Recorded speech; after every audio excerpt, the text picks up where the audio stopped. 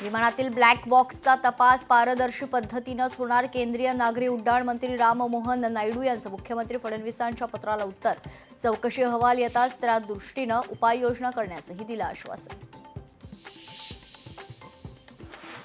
अजित पवारांनंतर सुनेत्रा पवार यांना राज्याचे उपमुख्यमंत्रीपद देण्यात यावे. नरहरी झिरवळ यांची मागणी. दोनही राष्ट्रवादींना आता वेगळं राहून चालणार नाही, एकत्रच राहावं लागणार असंही झिरवळांचं मत.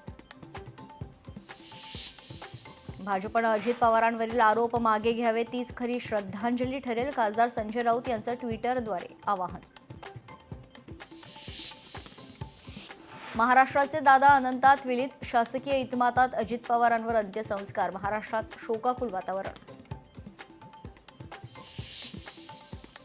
अजित पवारांना अखेरची मानवंदना. अजित पवारांच्या निधनानं संपूर्ण महाराष्ट्र हळहळला. विद्याप्रतिष्ठानच्या मैदानावर दादांवर अंत्यसंस्कार. शरद पवारांच्या समोर कायमचे शांत झोपले दादा. निश्चित पडलेला दादांचा देह आणि त्याकडे एकटक पाहणारे शरद पवार. अख्ख्या महाराष्ट्राचं काळीज चिरणारं दृश्य.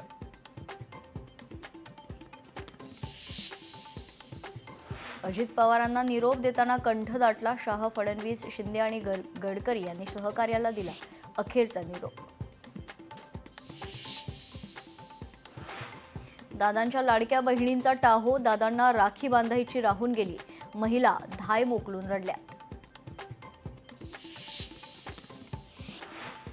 लाडक्या दादांच्या अंत्यदर्शनासाठी हजारोंची गर्दी. अजितदादा परत या, कार्यकर्त्यांची आर्तहाक. कॅप्टन शांभवीचे शेवटचे शब्द ओ शिट, ओ शिट. विमान कोसळण्यापूर्वी काही सेकंदापूर्वी शांभवी ओरडल्या. कॅप्टननं मेडे हा कॉल दिला की नाही याची चौकशी होणार. आजपासून संसदेचं अर्थसंकल्पीय अधिवेशन सुरू. अर्थमंत्री निर्मला सीतारामन यांच्याकडून आर्थिक पाहणी अहवाल सादर. येणाऱ्या काळात सर्वसामान्यांना महागाईपासून दिलासा मिळण्याची शक्यता.